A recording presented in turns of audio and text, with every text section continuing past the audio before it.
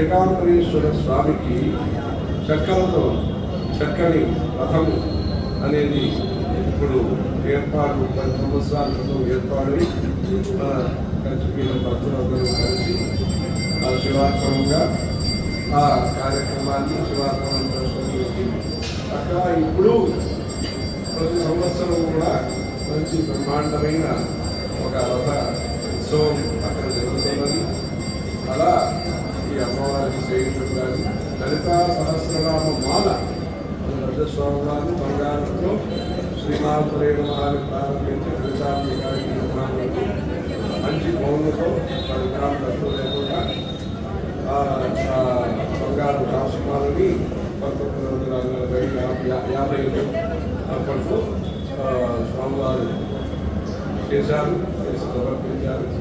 అది అమ్మవారికి విశేషమైన రోజుల్లో లలితా సహస్రనామ బంగారు స్వర్ణమాల అలంకారం జరుగుతుంది. అలా ఈ రథోత్సవం అనేది మన దేశంలో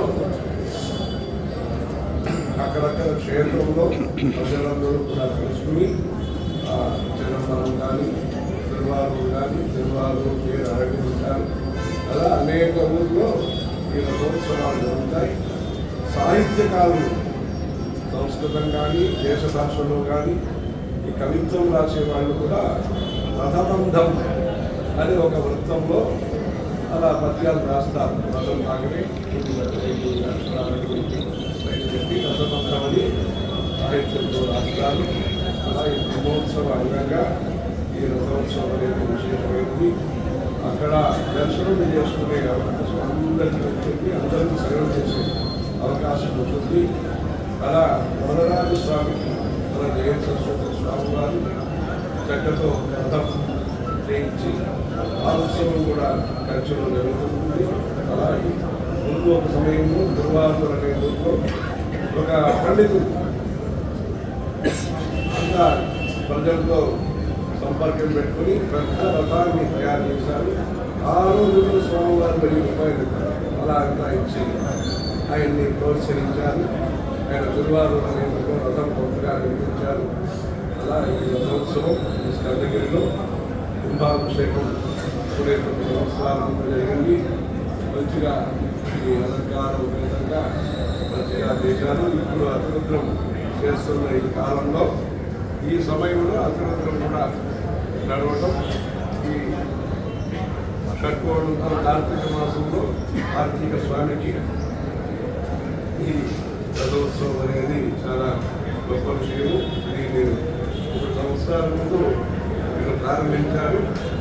కానీ ఆశ్చర్యంగా అంటే ఇప్పుడు ఉండే పరిస్థితుల్లో ఈ బంగారు కార్యక్రమం అనేది బంగారుగా మంచిగా జరిగింది. మంచిగా అందంగా చేశారు. మంచిగా లోపల కూడా ఈ బర్మా టేకు అనేది బాగా చేశారు. ఈ రథోత్సవం ద్వారా విశేషమైన రోజుల్లో షష్ఠి కృతిక అలాంటి రోజుల్లో ఈ రథోత్సవ కార్యక్రమం ఇక్కడ ఉంటుంది.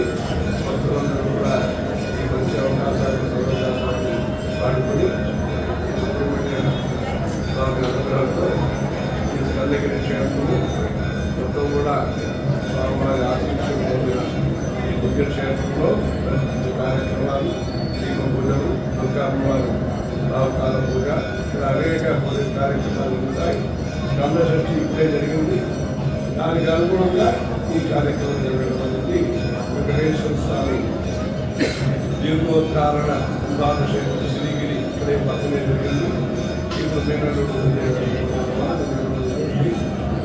క్షేత్ర మహాభక్తి కార్యక్రమం జరగాలని స్వామిని ప్రార్థిస్తున్నాము.